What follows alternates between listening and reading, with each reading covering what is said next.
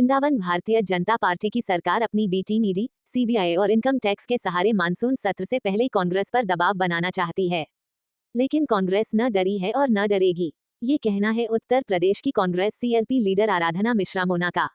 शुक्रवार को ठाकुर श्री बांके बिहारी मंदिर में दर्शन करने पहुंची कांग्रेसी नेता ने खुलकर केंद्र और प्रदेश की सरकार पर जमकर निशाना साधा।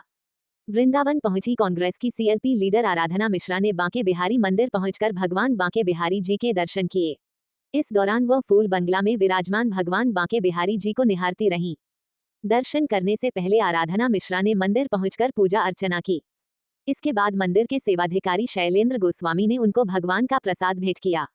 सीएलपी लीडर आराधना मिश्रा मोना बांके बिहारी जी के दर्शन करने के बाद शैलेंद्र गोस्वामी की गद्दी पर मीडिया से मुखातिब हुई, जहां उन्होंने कहा कि पिछले 12 सालों से केंद्र की सत्ता में काबिज भाजपा गांधी परिवार के सदस्यों को ईडी दफ्तर बुलाकर गीदड़ भभकी देने का काम कर रही है, क्योंकि अगर सरकार के पास साक्ष्य होते तो इन्हें गिरफ्तार कर लिया जाता।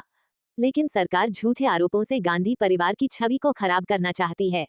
आराधना मिश्रा का कहना है कि संसद का मानसून सत्र शुरू होने से पहले सरकार कांग्रेस पर दबाव बनाना चाहती है, लेकिन कांग्रेस न डरी है और न डरेगी। कांग्रेस नेता आराधना मिश्रा ने बांके बिहारी कॉरिडोर और न्यास को लेकर कहा कि यहाँ की कुंज गलियां आस्था नहीं विश्वास है। वृंदावन जीता जगता आस्था है, धर्म है, उसको संरक्षित रखना और संरक्षित करना हमारा संकल्प है, इसको पूरा करेंगे। हम सब साथ हैं, चाहे गोस्वामी परिवार हो, व्यापारी हो, स्थानीय निवासी हो, कोई भी हो, सभी साथ हैं। सरकार मनमानी कर रही है। धर्मेंद्र ब्यूरो, मथुरा की रिपोर्ट। वृंदावन रखना, सुरक्षित रखना, ये हमारा संकल्प है और इसको हम पूरा करेंगे। हम सब एक साथ हैं, यहाँ पर जो गोसाई परिवार है उनके साथ हैं।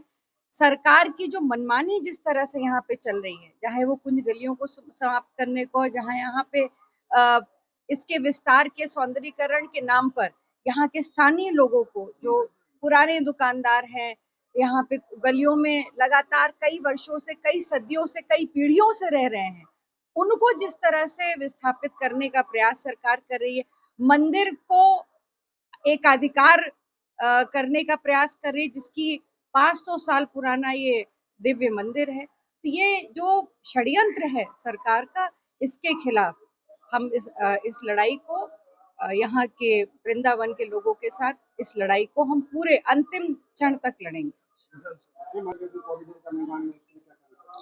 देखिए, ये विकास होना कोई गलत बात नहीं है, विकास होना चाहिए, दर्शनार्थियों का को सुविधा मिलनी चाहिए, पर उसके नाम पर जिस तरह का शोषण हो रहा है वो गलत है। आपने देखा अयोध्या में इसी कॉरिडोर के नाम पर कितने लोगों को, जो वहां पे पीढ़ियों से रह रहे थे, उनको विस्थापित कर दिया गया। सरकार ने उनकी कोई मदद नहीं करी, उनको कई किलोमीटर दूर जाकर के उनको दुकानें दी गई, उनको रहने की जगह दी गई।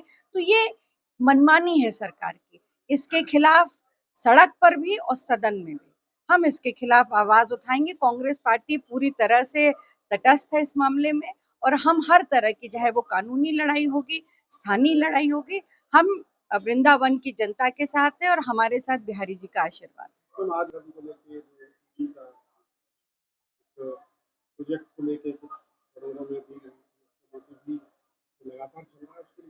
देखिए, 12 साल हो गए सरकार को, ये गीदड़ भभकी जो सरकार देती है हर बार बार वो ईडी के दफ्तर में उनको बुलाते हैं। अगर उनके खिलाफ सरकार के पास कोई साक्ष्य होते तो क्या आपको लगता है कि वो अभी तक उनको जेल नहीं भेज देते? तो ये सरकार की गीदड़ भभकी है, लगातार वो केवल दबाव बनाने का, गांधी परिवार की छवि को धूमिल करने का प्रयास करते हैं, और लगातार ये उनका एक प्रयास है। पर अब वो पूरी तरह से भारतीय जनता पार्टी, जिसकी बी टीमें हैं, सीबीआई, ईडी और इनकम टैक्स, ये पूरी तरह से एक्सपोज हो चुके हैं। आज जनता भी जान रही है, लोग भी समझ रहे हैं, और जिसका दबाव डाल करके वो प्रयास कर रहे हैं, क्योंकि अब सेशन आने वाला है पार्लियामेंट का, तो वो चाहते हैं कि एक दबाव बना रहे। पर कांग्रेस पार्टी ना कभी डरी है, ना कभी डरेगी।